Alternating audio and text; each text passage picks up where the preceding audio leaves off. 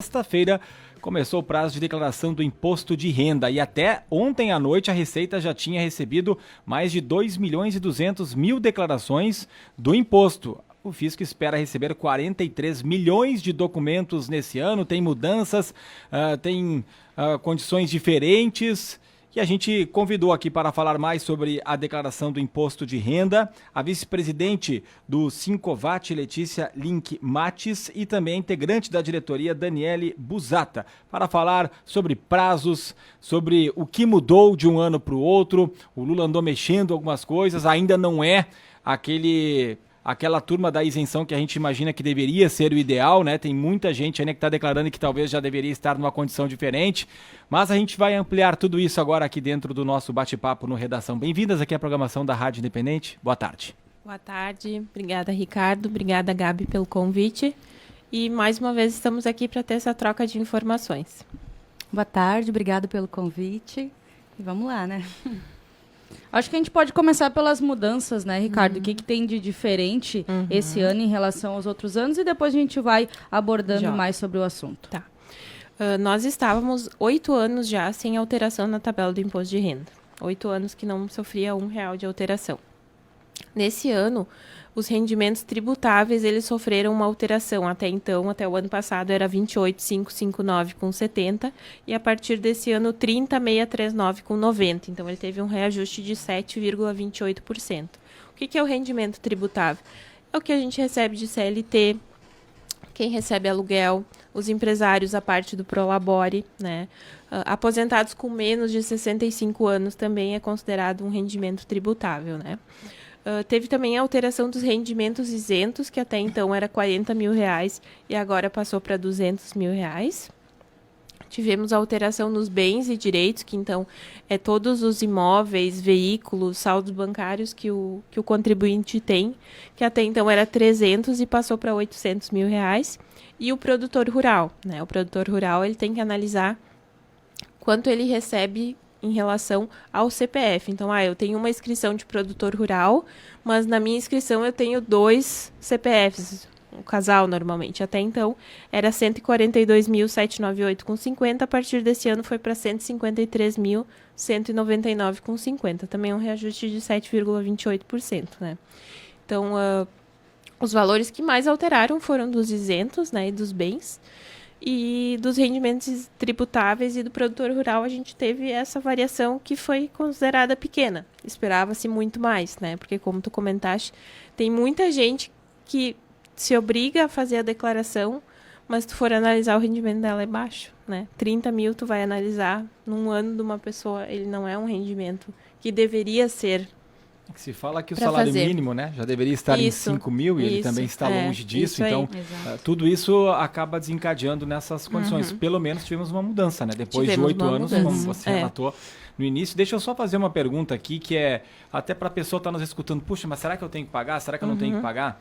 Eu dividi os 30.639,90 por 13, pensando no 13º. É isso o cálculo ou devo dividir por 12 para a pessoa saber, não, quando que eu recebo aqui o 13º não entra? Não, o 13º ele já é tributado no momento, né? Tributação exclusiva, então ele é diferente. Por 12, dá R$ 2.553,32. Se a pessoa ganhar esse salário...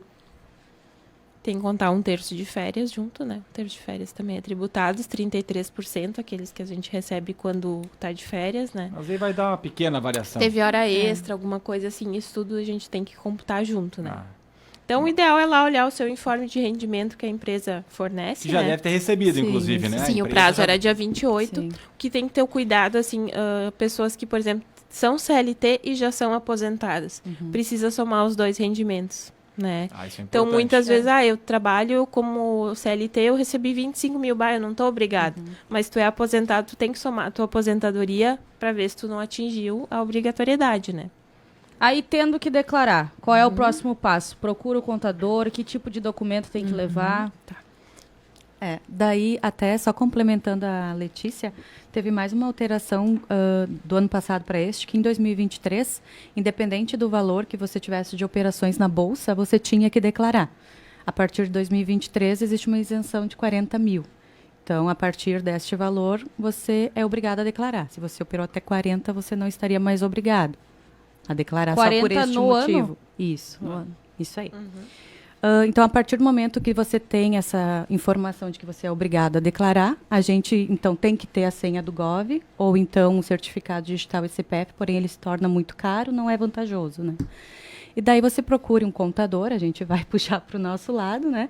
Apesar de que não vai a assinatura de quem enviou, então qualquer um, na teoria, poderia fazê-lo. Porém, a gente sabe que existem algumas regrinhas, a questão da legislação tributária, por mais que o programa ele é meio instintivo, meio fácil de tu manipular, existem algumas regrinhas que se tu preenche locais errados, tu pode estar tributando sem necessidade, né? Então, separa todos os documentos que tu teve ao longo de 2023, no caso, você já deveria tê-lo feito, né?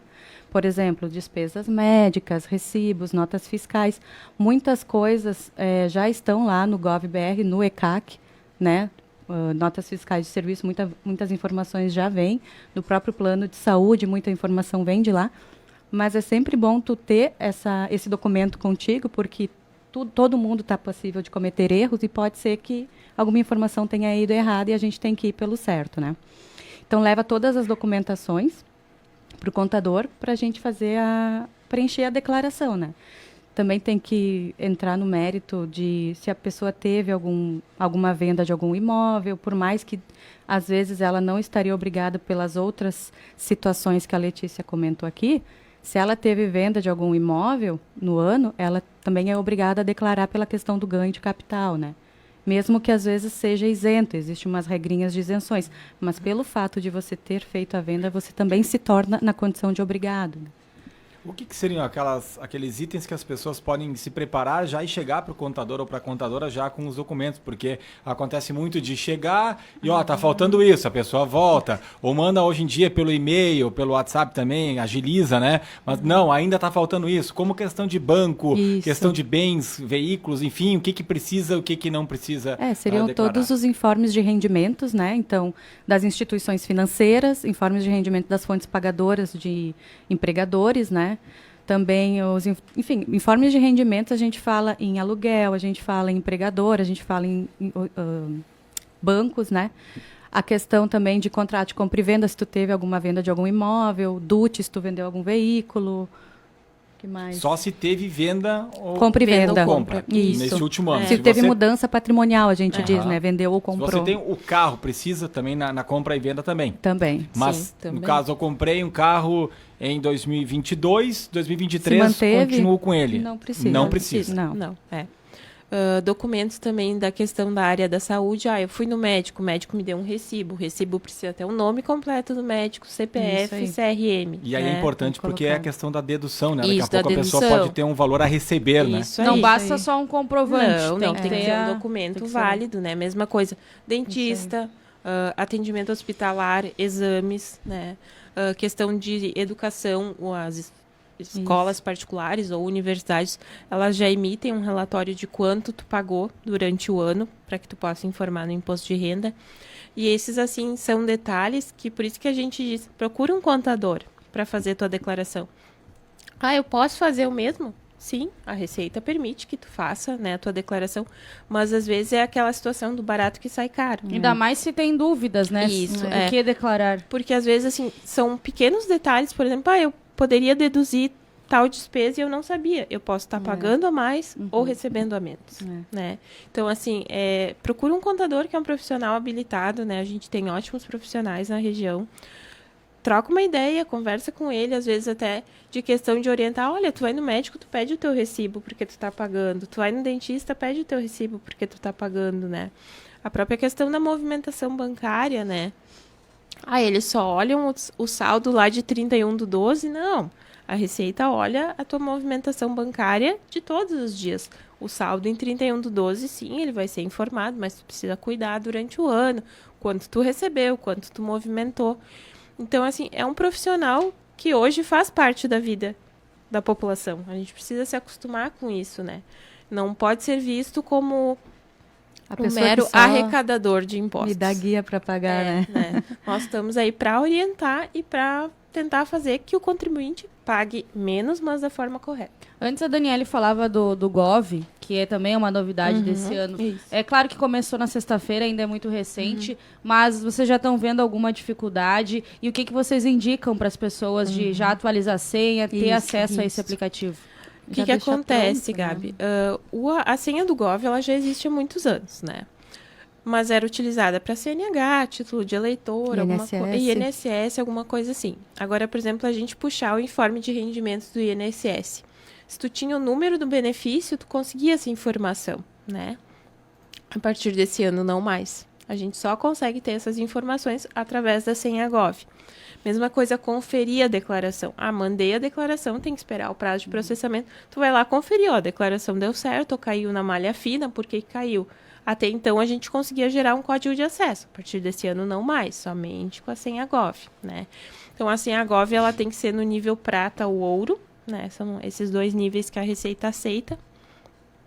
E o que a gente mais sente a dificuldade é a questão do reconhecimento facial, né?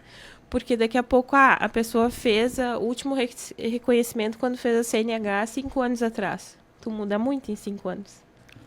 Tu tem um aparelho celular que não é o mais adequado, que não é o mais moderno, a câmera não é boa, tu já não consegue fazer. E tu tem um número de tentativas por dia. Tu não conseguiu fazer o reconhecimento em X tentativas, tu vai ter que tentar no outro dia.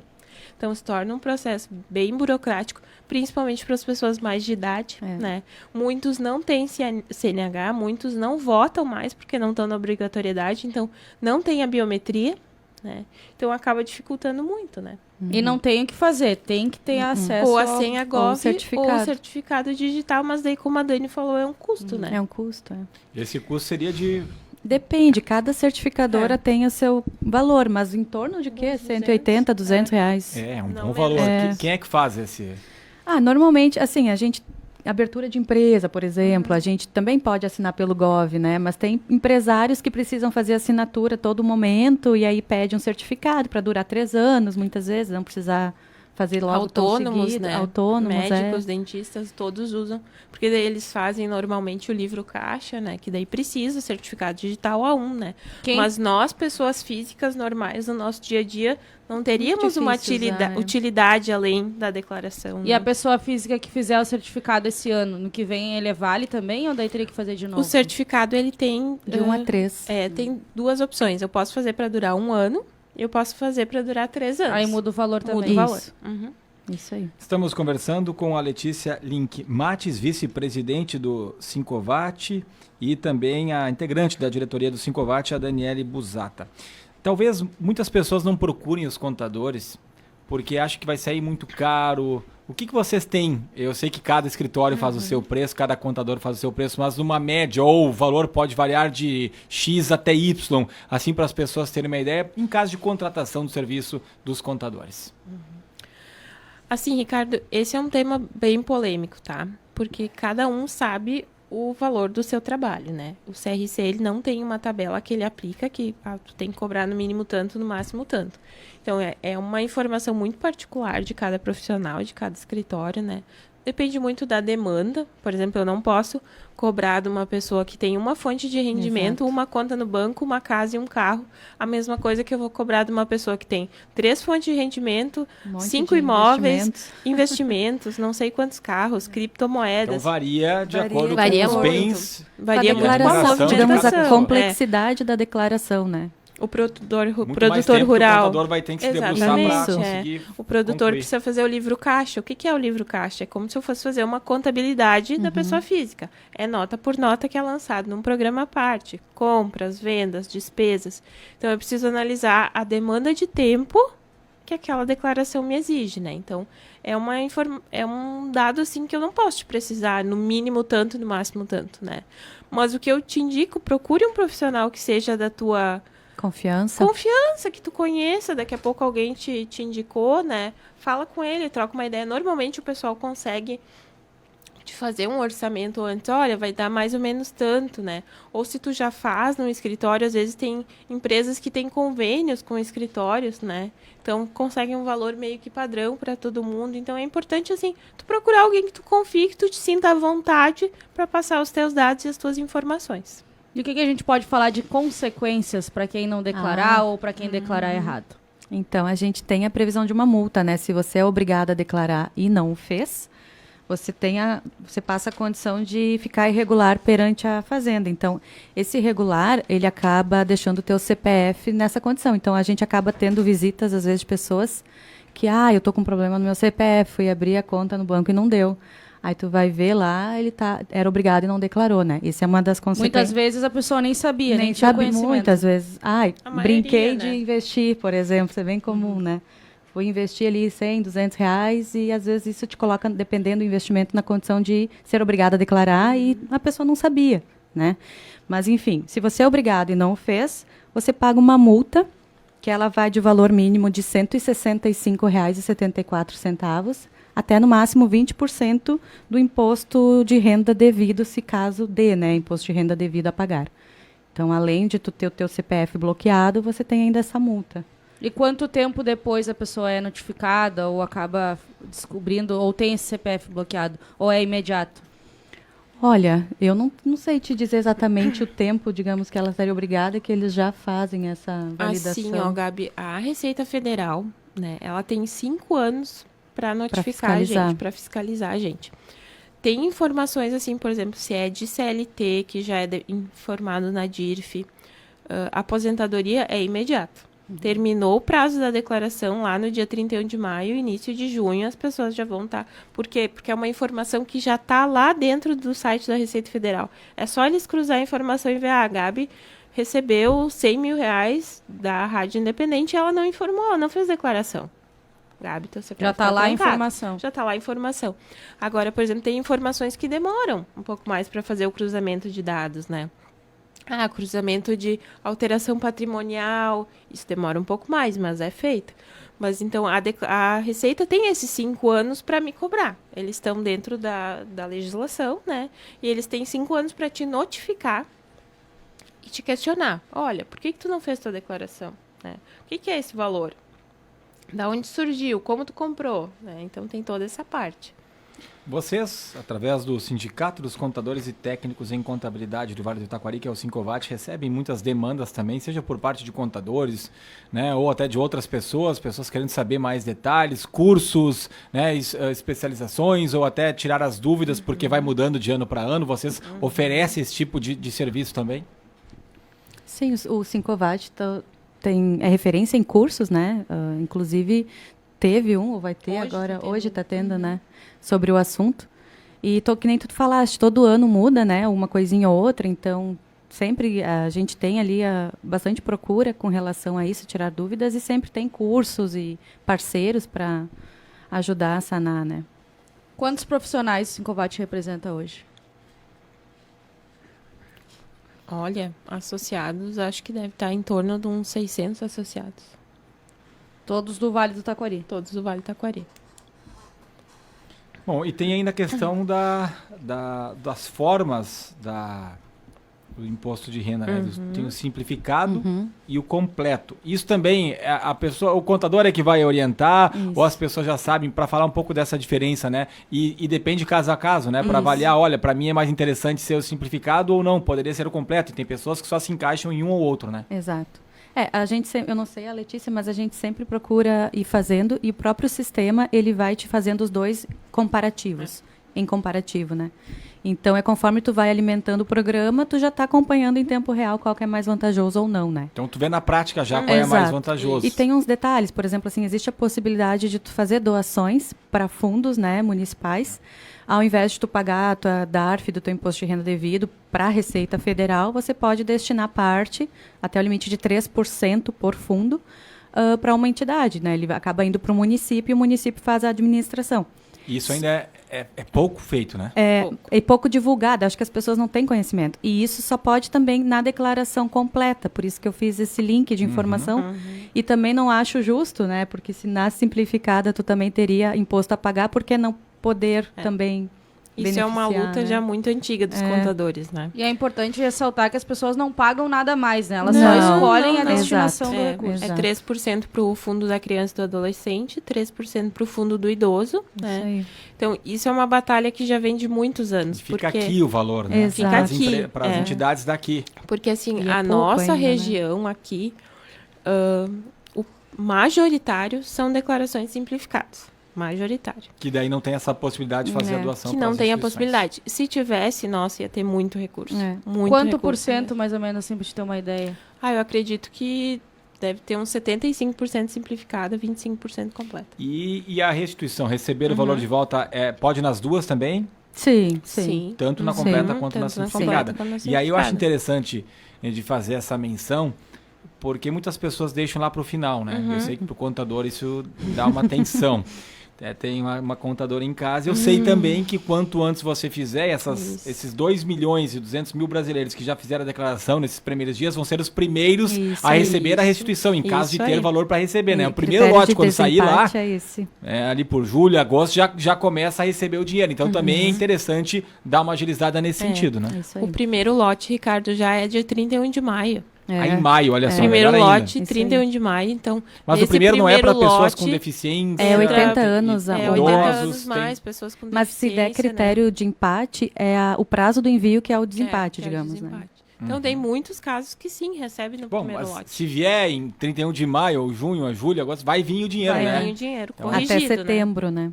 E esse valor vem corrigido. Eu vou receber só lá no último lote, que é setembro. O Vem teu valor vai corrigido vir pela corrigido pela Selic, né? Até, voltando à questão da doação, se tu tem imposto a restituir e tu quer ajudar um fundo, tu pode, digamos assim, gerar um valor a maior na DARF e pagar, né? E daí depois tu vai restituir esse valor que tu destinou ao fundo com acréscimo, né?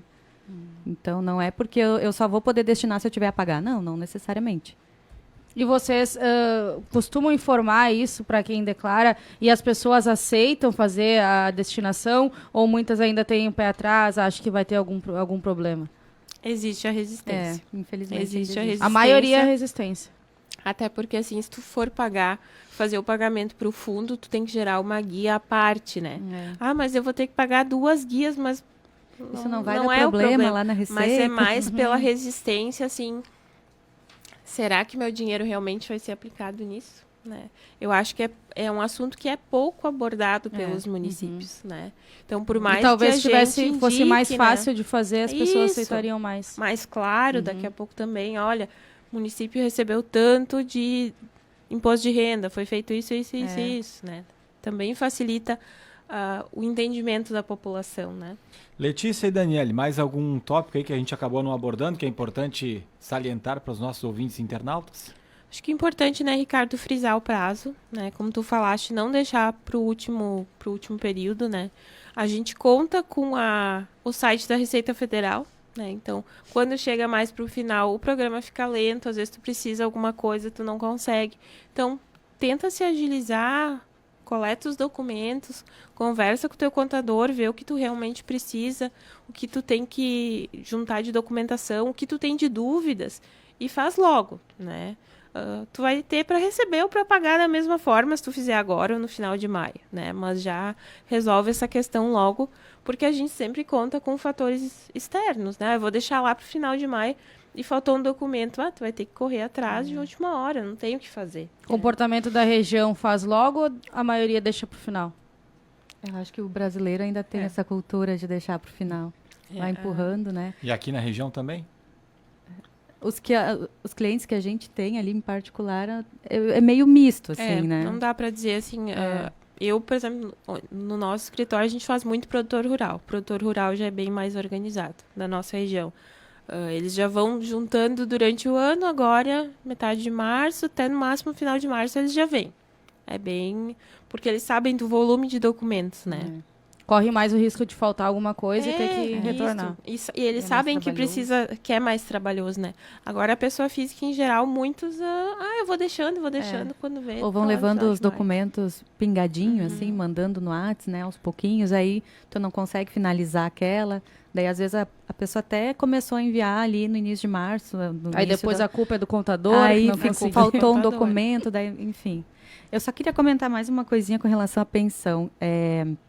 A pensão alimentícia, ou enfim, pensão oriunda de uma decisão judicial, ela para quem paga é dedutível do imposto de renda, mas para quem recebe é um rendimento isento, né?